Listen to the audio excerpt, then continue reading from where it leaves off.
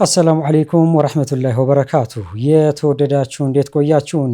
የሚያዝያ 5 2018 ሚንበር ኸበር ጀመረ። ሙሐመድ ንጉስ አብዱ ሚንበር ኸበር እየመራው ከእናንተ ከተመልካቾች ጋር እቆያለሁ። እስከ ፍጻሜው አብራችሁ እንድትዘልቁ በአክብሮት እየጋበዝኩ ለዕለቱ ከያዝናቸው ጉዳዮች መካከል አበይቱን አስቀድማለሁ። በአክሱም ሙስሊሞች ላይ የሚፈጸሙ የመብት ጥሰቶችን ለማስቆም ሁሉም ከማህበረሰቡ ጎን እንዲቆም የሀገር ውስጥና የዲያስፖራ ድርጅቶች ጠየቁ። የሐጅ ፈቃድ ያልያዙ የውጭ ዜጎች ከዛሬ ጀምሮ ወደ መካ ከተማ እንዳይገቡ ክልከላ ተጣለ። አሜሪካ በኢራን ላይ የባህር ላይ እገዳ መጣሏን ካሳወቀች በኋላ የነዳጅ ዋጋ በአንድ በርሜል $103 በላይ ደረሰ። የሚሉት የሚንበር ኸበር አበይት ጉዳዮች ናቸው። አብራችሁን እንድቆዩ በድጋሚ እየጋበዝን ወደ ቀዳሚው ኸበር አልፋል።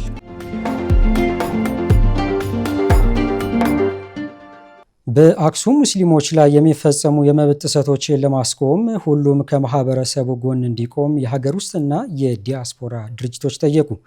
የድርጅቶቹ መግለጫ የመጣው ከ3 ቀን በፊት ለጁምዓ ሰላት በተሰባሰቡ ምዕመናን ላይ የከተማዋ የጸጥታ ኃላፊ ቴዎድሮስ በየነ በመሩት እርምጃ በርካቶች ላይ ጥቃት ተሰንዝሮ ጉዳት መድረሱ ከተገለጸ በኋላ ነው። ጥቃት ከተፈጸመባቸው ምዕመናን ውስጥ 2ቱ ላይ የደረሰው የአካል ጉዳት ከባድ መሆኑን የአካባቢው ተወላጆች ለሚንበር ቲቪ ተናግረዋል። አህመድ አብዱራህማን ዝርዝር አለው። የኢትዮጵያ ሙስሊም ወጣቶች ካውንስልና በሰሜን አሜሪካ የሚንቀሳቀሰው በድር ዓለም አቀፍ የኢትዮጵያውያን ድርጅት በአክሱም ሙስሊሞች ላይ የሚፈጸሙ የመብት ጥሰቶችን ለማስቆም ሁሉም በየፊናው ከማህበረሰቡ ጎን እንዲቆም ጠይቀዋል። የኢትዮጵያ ሙስሊም ወጣቶች ካውንስል ፕሬዚዳንት ኡስታዝ ሃይደር ኸድር በአክሱም አካባቢ ሙስሊሞች ላይ የሚፈጸሙ የተለያዩ መልክ ያላቸው ጥቃቶች በሕግም በሃይማኖትም ሆነ በሞራል ውግዝ የሆኑ ተግባራት መሆናቸው አጽንኦት ሊሰጠው ይገባል ብለዋል። እነዚህን ውግዝ ተግባራት ለማስቆም የአካባቢው አስተዳደሮች፣ የሀገር ሽማግሌዎችና የሃይማኖት አባቶች ሁሉም በየፊናቸው ከማህበረሰቡ ጎን በመቆም ኃላፊነታቸውን ሊወጡ እንደሚገባ አሳስበዋል። በሌላ በኩል በሰሜን አሜሪካ የሚንቀሳቀሰው በድር ዓለም አቀፍ የኢትዮጵያውያን ድርጅት ተጎጂዎች ፍትህ እንዲያገኙ ጥሪ አቅርበዋል። የአክሱም ሙስሊሞች ታሪክ ከመጀመሪያው የሂጅራ ዘመን የሚነሳ መሆኑን ያስታወሰው ድርጅቱ ከነቢዩ ሙሐመድ ሰለላሁ ዐለይሂ ወሰለም ባልደረቦች ታሪክ ጋር ቁርኝት ካለው የነጃሺ ዓለም አቀፍ ቅርስ ጋር ተያያዥ መሆኑ ያልተዋጠላቸው አካላት ታሪኩን ለማጥፋት በረቀቀ መንገድ በአክሱም ሙስሊም ነዋሪዎችን ጠርጎ የማስወጣት አካል የሆነው በጁማ ሰላትና በመስጂድ ግንባታ ላይ የተከፈተው ዘመቻ በአስቸኳይ ልባት ሊያገኝ እንደሚገባ አሳስበዋል። በተጨማሪም የአክሱም ሙስሊሞች ለዘመናት መስጂድ እንዳይገነቡ የሚፈጸመው እገዳ እንዲነሳና በወቅፍነት ተሰጥተው በግለሰብ ባለቤትነት የሚገኙ መስጂዶች ላይ በጸጥታ አካላት የሚፈጸመው የሕግ ጥሰት በአስቸኳይ እንዲቆም እንዲደረግም ጠይቀዋል። የድርጅቶቹ መግለጫ የመጣው ከ3 ቀን በፊት ለጁማ ሰላት በተሰባሰቡ ምዕመናን ላይ የከተማው የጸጥታ ኃላፊ ቴዎድሮስ በየነ በመሩት እርምጃ በርካቶች ላይ ጥቃት ተሰንዝሮ ጉዳት መድረሱ ከተገለጸ በኋላ ነው። ጥቃቱ ከተፈጸመባቸው ምዕመናን ውስጥ 2ቱ ላይ የደረሰው የአካል ጉዳት ከባድ መሆኑን የአካባቢው ተወላጆች ለሚንበር ቲቪ ተናግረዋል። ጉዳዩን በማስመልከት መግለጫ ያወጣው የትግራይ ክልል እስልምና ጉዳዮች ከፍተኛ ምክር ቤት በከተማዋ የተከሰተው አሳዛኝ ሲል የጠራው ድርጊት ለዘመናት የቆየውን የሕዝቡን የመከባበርና አብሮ የመኖር ባህል የሚጻረር መሆኑን አስታውቋል። ምክር ቤቱ ጥቃቱ አስቀድሞ በማህበራዊ ሚዲያዎችና በተለያዩ መድረኮች ሲሰራጩ የቆዩ የጥላቻ ስብከቶች ውጤት መሆኑን ገልጸዋል። በእነዚህ ስብከቶች ሂጃብ ይከልከል ከሚለው ባለፈ ለዘመናት የቆየውን የአዛን ድምፅ ማጉያ አጠቃቀም በኃይል ለማስቆም የተደረገው ወታደራዊ ጥሪ ሕገ መንግሥታዊ የእምነት ነጻነት መብትን የሚጥስ ነው ብለዋል። በዕለቱ በከተማ የጸጥታ አካላት የተወሰዱ የድምፅ ማጉያዎችን የመንጠቅ እርምጃን ተከትሎም በተደራጁ አካላት ለሰላት በወጡ ምዕመናን ላይ የተፈጸመው የድንጋይ ውርወራና ድብደባ ምንም አይነት ሕጋዊ አመክንዮ የሚቀርብለት አለመሆኑንም መግለጫው ያትታል። በተለይም ወደ መስጂድ እንደ በዋንና በሽቁን በኃይል በመግባት ቅዱስ ቁርአንን መቅደድና መሬት ላይ መበተን፣ በውስጡ የነበሩ ንብረቶችን ማለትም መደርደሪያዎች፣ በሮችና ሰዓቶችን መስበር፣ በሰላማዊ አማኞች ላይ የአካል ጉዳት መድረሱን እንዲሁም በመስጂድ ውስጥ የነበሩ ሰዎች ሕገወጥ እስርን ምክር ቤቱ በጥብቅ በመኮነን መንግስት በአስቸኳይ ጣልቃ እንዲገባ ጥሪ አቅርበዋል። የትግራይ እስልምና ጉዳዮች ከፍተኛ ምክር ቤት በሌላ በኩል የአክሱም ሙስሊም ማህበረሰብ ይህን ሁሉ ትንኮሳ በትዕግስት በማለፍ በሰላማዊ ተክቢራ ብቻ ተቃውሞውን በመግለጽ ላሳየው ጨዋነት አድናቆቱን ገልጸዋል። ይህ ትዕግስት ለሰላም ተብሎ የተደረገ እንጂ እንደ ድክመት ሊቆጠር እንደማይገባም አጽንኦት ሰጥቷል። በአክሱም የተፈጸመውን ጥቃት በተመለከተ የትግራይ ክልል ጸጥታ አካላት እስካሁን ድረስ ያሉት ነገር የለም። በአክሱም ከተማ ባለፈው ዓመት ሙስሊም ሴት ተማሪዎች በትምህርት ቤቶች በተጣለው ሂጃብ ክልከላ ምክንያት ከትምህርት ገበታ ውጪ መሆናቸው ይታወቃል።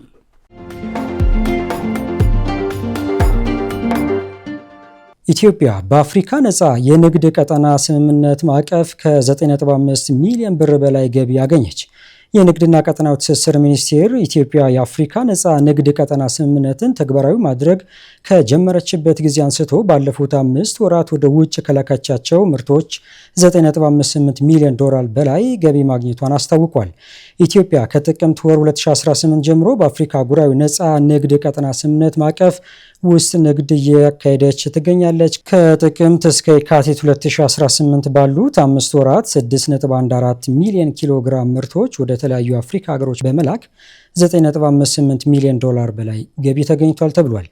በንግድ ስርዓቱ ኢትዮጵያ ወደ ደቡብ አፍሪካ፣ ኬንያ፣ ሩዋንዳ፣ ታንዛኒያ፣ ጋና፣ አልጄሪያ እና ናይጄሪያ ምርቶችን ስትልክ በአንጻሩ ከኬንያ፣ ከናይጄሪያ፣ ከሩዋንዳ፣ ከግብፅና ከታንዛኒያ የተለያዩ ምርቶች ማስገባቷ ተመላክቷል።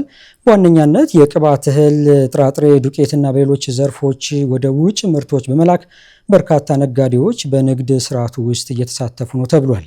ኢትዮጵያ በአፍሪካ አህጉራዊ ነፃ ንግድ ቀጠና ማዕቀፍ ውስጥ ንግድ መጀመሯ ወደ ዓለም ንግድ ድርጅት WTO አባልነት ለምታደርገው ጉዞዋ ድልድይ መሆኑ የተገለጸ ሲሆን ኢትዮጵያ ለስምምነቱ ስትል የንግድ ስርዓቶቿን፣ የጉምሩክ አሰራሮቿን ደረጃ የማውጣት የህግና አሰራር መጣጣም፣ የማቅለልና የማዘመን ስራዎችን ማከናወኗ ተጠቅሷል። ኢትዮጵያ የንግድ ህጎቿን ከአፍሪካ አህጉራዊ ነፃ ንግድ ቀጠና ማዕቀፍ ድንጋጌዎች ጋር እንዲጣጣሙ ማድረጓ የዓለም የንግድ ድርጅት አባልነት በሚጠይቃቸው ዓለም አቀፍ የንግድ ህጎችና ደንቦች አተገባበር ላይ ትልቅ ልምድና ዝግጁነት እንድታገኝ ማስቻሉም ተነግሯል። በሳዑዲ አረቢያ በአስቸጋሪ ሁኔታ ውስጥ ያሉ 1500 ገደማ ኢትዮጵያውያን ወደ ሀገራቸው ተመለሱ። በሳዑዲ አረቢያ በአስቸጋሪ ሁኔታ ውስጥ የነበሩ 1497 ኢትዮጵያውያን ወደ ሀገራቸው ተመልሰዋል ሲል የሴቶችና ማህበራዊ ጉዳይ ሚኒስቴር አስታውቋል። ሚኒስቴሩ ይህን ያስታወቀው ዛሬ ሰኞ ሚያዝያ 5 2018 ነው። በሳምንቱ ውስጥ በተደረገ 7 ዙር በረራ የተመለሱት 803 ወንዶች፣ 618 ሴቶችና 76 ጨቅላ ህጻናት መመለሳቸው ገልጿል። ከተመላሾች መካከል 81 ዕድሜያቸው ከ18 ዓመት በታች የሆኑ ታዳጊዎች ይገኙበታል ብሏል። በዚህ ዓመት በተጀመረው ዜጎችን ወደ ሀገር ቤት የመመለስ ስራ እስካሁን 64325 ኢትዮጵያውያን ወደ ሀገር መመለስ መቻሉንም ሚኒስቴር መስሪያ ቤቱ ባሰራጨው መረጃ አመልክቷል። በህገ ወጥ የሰዎች ዝውውር አስከፊነት ዙሪያ ህብረተሰቡን ለማስገንዘብ መደበኛ ያልሆነ ፍልሰትን ለመከላከልና ደህንነቱ የተጠበቀ ፍልሰትን ለማበረታታት የሚያስችሉ ስራዎችን እየሰራ እንደሚገኝ ገልጿል። መደበኛ ባልሆነ ፍልሰት ወደ ተለያዩ ሀገራት ሄደው የሚመለሱ የፍልሰት ተጎጂዎችን ለመደገፍና መልሶ ለማቋቋም በቅንጅት እየሰራ መሆኑን አክሏል። ከሚመለከታቸው ባለድርሻና አጋር አካላት ጋር በመቀናጀት ለተመላሽ ዜጎች በአየር ማረፊያና በማቆያ ማዕከላት ተገቢውን ድጋፍና እንክብካቤ ማድረግ እና ከቤተሰብ ጋር የማቀላቀል ስራው ተጠናክሮ እንደሚቀጥል ጠቁሟል።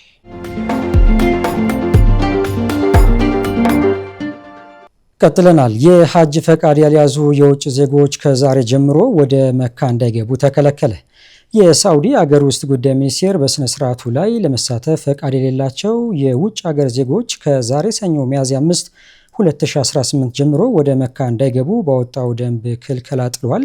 ክልከላው የመጣው እየተቃረበ ላለው የዘንድሮ ሐጅ ስርዓት ዝግጅት ሲሆን የሐጅ ተጓዦችን ደህንነት ለማረጋገጥና የሐጅ ስነ ስርዓቶች በቀላሉ እንዲከናወኑ ለማድረግ ነው ተብሏል። በደንቡ መሰረት ወደ ቅድስቲቷ ከተማ መካ መግባት የሚችሉ ዜጎች ተለይተዋል። በዚህም የመካ ከተማ የነዋሪነት ፈቃድ ያለው፣ የሐጅ ፈቃድ ወይም በቅዱሳን ስፍራዎች ውስጥ ለመስራት የሚያስችል የስራ ፈቃድ ያላቸው የውጭ ሀገር ዜጎች ብቻ ወደ መካ መግባት እንደሚፈቀድላቸው ታውቋል። እንደ ሳዑዲ ጋዜጣ ዘገባ ከሆነ የሐጅ ፈቃድ የሌላቸው ግለሰቦች በከተማዋ መግቢያዎች በሚገኙ የደህንነት ፍተሻ ኬላዎች ወደ መጡበት እንዲመለሱ እንደሚደረግም ተገልጿል። ሚያዝያ 10 በዑምራ ቪዛ ወደ ግዛቱ የገቡ የውጭ ሀገር ተጓዦች በሙሉ የሚወጡበት የመጨረሻ ቀን ብሎም የማንኛውም የቪዛ አይነት ባለቤቶች በሙሉ ወደ መካ ከተማ እንዳይገቡና በከተማዋ እንዳይቆዩ መከልከሉ በደንቡ ተካቷል። በዚሁ ቀን የፓኪስታን ምዕመናን ወደ ሳዑዲ አረቢያ ይገባሉ። የሳዑዲ ባለስልጣናት ሚያዝያ 10 እስከ ግንቦት 23 ባለው ጊዜ ውስጥ ለሁሉም ዜጎች የውጭ ሀገር ነዋሪዎችና የባህረ ሰላጤው ህብረት ምክር ቤት ሀገራት ዜጎች የኡምራ ቪዛ እንደማይሰጥ አስታውቋል። የሀገሪቱ ውስጥ ጉዳይ ሚኒስቴር ምዕመናን ለዘንድሮ የሐጅ ወቅት የወጡ ደንቦች ሙሉ በሙሉ እንዲያከብሩ ያሳሰበ ሲሆን ደንቦች በሚጥሱ አካላት ላይ የቅጣት እርምጃዎች እንደሚወስድም አስጠንቅቋል። የተወደዳችሁ አሁንም እየተከታተላችሁ የምትገኙት ሚንበር ሀበርን ነው። አብራችሁን ስላላችሁ ደስ ይለናል። ለሚንበር ሀበር ጥቆማ ወይም አስተያየት ካላችሁ በአጭር የስልክ ቁጥር 9282 ብትልኩልን አጣርተን መልሰን ለእናንተ እናቀርባለን። የሚቀናችሁ ማህበራዊ ሚዲያ ከሆነ በሁሉም አማራጮች @member tv ብላችሁ ብትፈልጉን ታገኙናላችሁ። ድረገጻችን www.membertv.comን ብትጎበኙ ደግሞ አዳዲስ መረጃ ታገኛላችሁ። አሁን ደግሞ የዕለቱን አብይ ጉዳይ እናስታውሳችሁና እንመለሳለን። በአክሱም ሙስሊሞች ላይ የሚፈጸሙ የመብት ጥሰቶች ለማስቆም ሁሉም ከማህበረሰቡ ጎን እንዲቆም የሀገር ውስጥና የዲያስፖራ ድርጅቶች ጠየቁ። ከቆይታ በኋላ አሜሪካ በኢራን ላይ የባህር ላይ እገዳ መጣሏን ካሳወቀች በኋላ የነዳጅ ዋጋ በአንድ በርሜል $103 በላይ ደርሷል። እንመለስበታለን። ይጠብቁ። ጋቦን ከ16 ዓመት በታች የሆኑ ታዳጊዎች የማህበራዊ ሚዲያ እንዳይጠቀሙ የሚደነግግ ሕግ በማውጣት የመጀመሪያው አፍሪካዊት ሀገር ሆነች። በመካከለኛው አፍሪካ አካባቢ የምትገኘው ጋቦን በታዳጊዎች ላይ የማህበራዊ ሚዲያ ክልከላ የሚደነግገው ሕግ ማውጣቷን ያስታወቀችው ባለፈው ሳምንት መጨረሻ ነው። ሀገሪቱ የጣለችው ክልከላ እድሜያቸው ከ16 ዓመት በታች የሆኑ ታዳጊዎች የማህበራዊ ሚዲያ እንዳይጠቀሙ የሚደነግግ ከመሆኑ ባለፈ የማህበራዊ ሚዲያ ለመጠቀም የሚያስችል አካውንት እንዳይከፍቱ ጥብቅ መመሪያ የተላለፈበት ነው። የማህበራዊ ሚዲያ ክልከላን ተግባራዊ ለማድረግ የተዘጋጀው ሕግ ጋቦን ታዳጊዎችን ከዲጂታል መድረክ ስጋቶችና ተከትሎ ከሚመጡ አደጋዎች ለመጠበቅ ያለመ መሆኑ ተገልጿል። የተጣለውን እገዳ አስመልክቶ መግለጫ ያወጣው የጋቦን ከፍተኛ ኮሚኒኬሽን ባለስልጣን ሕጉ በዋናነት ታዳጊዎችና ሕፃናትን በኢንተርኔት አማካኝነት ከሚሰነዘሩ ጥቃቶች፣ ከሐሰተኛ መረጃዎችና ከአደገኛ ኢንተርኔት ይዘቶች ለመከላከልና ለመጠበቅ ያለ መሆኑ አብራርቷል። ከዚሁ ጋር በተያያዘ አዲስ የወጣው መመሪያ ሕጉን ተግባራዊ የማያደርጉ የቴክኖሎጂ ኩባንያዎችና ልጆቻቸውን በአግባቡ በማይቆጣጠሩ ወላጆች ላይ ከፍተኛ ተጠያቂነት ያስከትላል መባሉ አርቲ አፍሪካ ዘግቧል። ከአፍሪካ ለመጀመሪያ ጊዜ የማህበራዊ ሚዲያን ለታዳጊዎች ቁጥጥር በማድረግ ረገድ የጋቦን መንግስት የወሰደው እርምጃ እንደ በሜታ ኩባንያ የሚተዳደረው ፌስቡክና ቲክቶክን የመሳሰሉ ግዙፍ የቴክኖሎጂ ኩባንያዎች የዕድሜ ሁኔታን በተመለከተ ጠንካራ ማረጋገጫ ዘዴዎችን እንዲተገብሩና ህገወጥ አካውንቶችን በፍጥነት እንዲዘጉ የሚያስገድድ ነው ተብሏል። የማህበራዊ ሚዲያ መድረኮች ለሚቀርቡባቸው ማንኛውም ቅሬታዎች በ24 ሰዓታት ውስጥ ምላሽ የመስጠትና በ72 ሰዓታት ውስጥ እርምጃ የመውሰድ ግዴታ እንደተጣለባቸው የህጉን ተፈጻሚነት የሚከታተለው የጋቦን ከፍተኛ ኮሚኒኬሽን ባለስልጣን አስታውቋል። አውስትራሊያ ባለፈው ታህሳስ ወር እድሜያቸው ከ16 ዓመት በታች በሆኑ ታዳጊዎች ላይ የማህበራዊ ሚዲያ አጠቃቀም ገደብ የሚጥል ህግ ተግባራዊ ካደረገች በኋላ ቱርክ፣ ፈረንሳይ፣ ግብፅ፣ ስፔን፣ ዩናይትድ ኪንግደም፣ ኢንዶኔዥያ፣ ስሎቬኒያ፣ ኦስትሪያ፣ ዴንማርክ እና ግሪክ የማህበራዊ ሚዲያ መድረኮችን ታዳጊዎች እንዳይጠቀሙ የሚያግድ ህግ በማጽደቅ ቀዳሚ ሀገራት ሆነዋል። የጋዛን እገዳ ለመስበር የተመሰረተው ግሎባል ስሙድ ፍሎቲላ የተሰኘው የመርከቦች ስብስብ የተሳታፊዎችን ቁጥር በሁለት እጥፍ በማሳደግ ከባርሴሎና ወደ ጋዛ ጉዞ ጀመረ። በፍልስጤም ጋዛ ላይ የተጣለውን የእስራኤል እገዳ ለመስበር ሰብአዊ እርዳታ ለማቅረብና ስለ አካባቢው ያለውን ዓለም አቀፍ ግንዛቤ ለማሳደግ የተቋቋመው ግሎባል ስሙድ ፍሎቲላ ከአንድ ዓመት በኋላ በድጋሜ ከባርሴሎና ጉዞ ጀምሯል። በዚህኛው ጉዞ የተሳታፊዎች ቁጥር ወደ እጥፍ መቃረቡን የአናዶሉ ዘገባ ያመላክታል። ቡድኑ የተመሰረተው በተለያዩ ሀገራት በሚገኙ መንግስታዊ ባልሆኑ ድርጅቶች ተወካዮች፣ አክቲቪስቶችና በጎ ፈቃደኞች እንደ አውሮፓውያን አቆጣጠር በ2025 ነበር። ይህ የመርከቦች ስብስብ ሁለተኛውን የጋዛ ተልዕኮን እየጀመረ እንደሚገኝ አስታውቋል።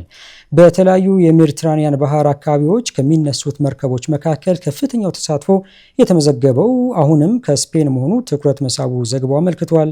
ባለፈው መስከረም ወር በ42 ጀልባዎችና በ462 ሰዎች ጉዞ አድርጎ የነበረውና ማዕከሉን ባርሴሎና ያደረገው ይህ ስብስብ በዚህ ዙር ተሳታፊዎችን ወደ እጥፍ በማሳደግ በ70 ጀልባዎችና ከ70 ሀገራት በተወጣጡ 1000 የሚጠጉ በጎ ፈቃደኞች ታጅቦ ይንቀሳቀሳል ተብሏል። የስብስቡ ቃል አቀባይ ከሆኑት መካከል አንዱ ፓብሎ ካስቲላ እንደገለጹት የዚህ ተነሳሽነት ዋና ዓላማ በጋዛ እየሆነ ባለው ነገር ላይ ያለውን ዓለም አቀፍ ተባባሪነት ማውገዝ፣ ተጠያቂነትን ማስፈን እንዲሁም በባህርና በየብስ ሰብአዊ ኮሪደር እንዲከፈት ማድረግ ነው። ካስቲላ አክለውም አሜሪካና እስራኤል በኢራን ላይ በፈጸሙት ጥቃትና እስራኤል በሊባኖስ በወሰደችው እርምጃ ምክንያት የዓለም ትኩረት ከጋዛ በመቀነሱ ስጋታቸውን ገልጸዋል። እስራኤል በጋዛ ላይ የጣለችውን እገዳ አጠናክራለች፣ የእርዳታ አቅርቦትን ገድባለች፣ የሰፈራ ግንባታውን በማስፋፋት መሬት የመቀማት እርምጃዎችን አፍጥናለች ብለዋል። ስብስቡ ባለፈው መስከረም ወር ባደረገው ቀዳሚ ሙከራ በእስራኤል ኃይሎች ጣልቃ ገብነት ተሰናክሏል። ኃይሎቹ መርከቦቹ ላይ በመውጣት በጎ ፈቃደኞችን በቁጥጥር ስር በመዋል ወደ እስራኤል ወስደዋቸው ነበር። ከዚህ በተጨማሪም ድሮኖች በመጠቀም ጣልቃ በመግባት የአደጋ ጊዜ ምልክቶችና የመርከቧን ቁጥጥር የሚያሳዩ የቀጥታ ስርጭቶችን እንዲያቋርጡ አድርገዋል። ዩናይትድ ኪንግደም አሜሪካ በሆርሙዝ ወሽመጥ ላይ የምትወስደውን እርምጃ እንደማትቀላቀል አስታወቀች። የዩናይትድ ኪንግደም ጸረ ባህር ፈንጅና ጸረ ድሮን ኃይል በቀጠናው መንቀሳቀሱን ቢቀጥልም የብሪታንያ የጦር መርከቦችና ወታደሮች ግን የኢራንን ወደቦችን ለመዝጋት እንደማይሰማሩ ቢቢሲ ዘግቧል። የዩኬ መንግስት ቃል አቀባይ የባህር እንቅስቃሴ በነፃነት ማድረግና የሆርሙዝ ወሽመጥ መከፈትን መደገፋችንን እንቀጥላለን፣ ይህም የዓለም ኢኮኖሚና በሀገራችን የኑሮ ዋጋ ለማረጋጋት በአስቸኳይ የሚያስፈልግ ነው ብለዋል። አሜሪካ የወደቦችን መዝጋት እርምጃ የወሰደችው በመካከለኛው ምስራቅ ያለውን ጦርነት ለማስቆም የተደረገው ድርድር በመክሸፉ ነው። አሜሪካና ኢራን በፓኪስታን ዋና ከተማ እስላማባድ ድርድር ካደረጉ በኋላ ፕሬዚዳንት ዶናልድ ትራምፕ አሜሪካ ወደ ሆርሙዝ ወሽመጥ የሚገቡና የሚወጡ ማንኛውምና ሁሉም መርከቦች እንደምታግድ አስታውቀዋል። ከዚህ በኋላ የአሜሪካ ማዕከላዊ እዝ ጦር እግዱን በአረቢያንና በኦማን ባህረ ሰላጤ ጨምሮ ወደ ኢራን ወደብ የሚገቡና የሚወጡ መርከቦች ላይ እንደሚያስፈጽም አረጋግጧል። ትራምፕ ከፎክስ ኒውስ ጋር ባደረጉት ቆይታ በወደብ የመዝጋት እርምጃዎች ሌሎች ሀገራት ተሳታፊ ይሆናሉ ያሉ ሲሆን የትኞቹ ሀገራት እንደሆኑ ግን አልጠቀሱም። ፕሬዚዳንቱ የሰሜን አትላንቲክ የጦር ቃል ኪዳን ኔቶ ሰርጡን ለማጽዳት እርዳታ ማቅረቡን ተናግረዋል።